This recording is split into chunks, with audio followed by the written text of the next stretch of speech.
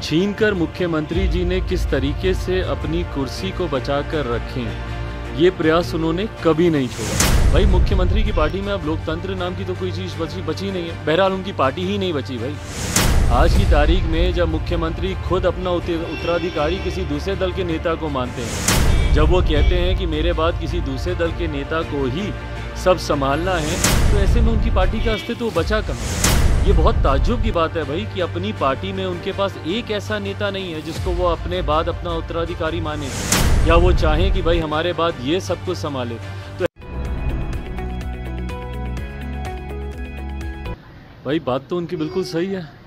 मुख्यमंत्री जी अपना हिस्सा तो लेते ही रहे हैं, ना सिर्फ उन्होंने लिया है, उन्होंने छीनने तक का काम किया है। जो उनका हिस्सा नहीं भी बनता था, उस भी हिस्से को छीनकर मुख्यमंत्री जी ने किस तरीके से अपनी कुर्सी को बचाकर रखें, ये प्रयास उन्होंने कभी नहीं छोड़ा।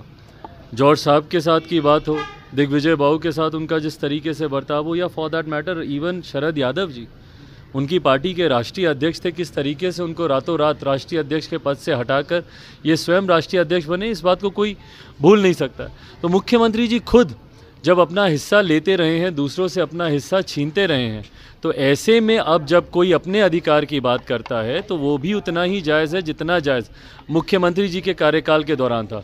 बट बहरहाल चिंता इससे इस बात की उठती है कि जब एक दूसरे के हिस्से की रशाकशी में उन्हीं की पार्टी के नेता और वो स्वयं मुख्यमंत्री जी लगे हुए हैं, ऐसे में बिहारियों के हिस्से का क्या?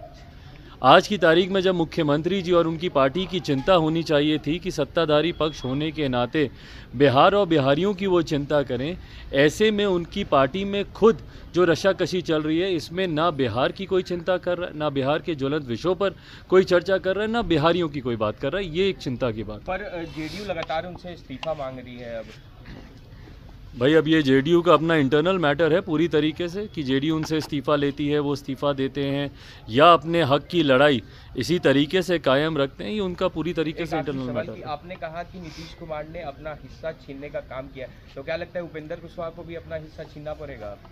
भाई मुख्यमंत्री की पार्टी में अब लोकतंत्र नाम की तो कोई चीज़ बची नहीं है। बहरहाल उनकी पार्टी ही नहीं बची भाई।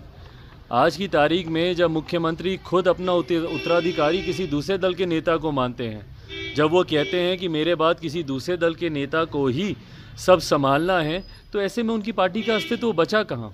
ये बहुत ताज्जुब की बात है भाई कि अपनी पार्टी में उनके पास एक ऐसा नेता नहीं है जिसको वो अपने बाद अपना उत्तराधिकारी माने, या वो चाहें कि भाई हमारे बाद ये सब कुछ संभाले। तो ऐसे में दर्शाता है कि उनकी पार्टी में तो कुछ आज की तारीख में बचा नहीं। अब जो बचा कुचा भी है वो किसके पास जाता है नहीं जाता है, वो पार्टी का इंटरनल मैटर है।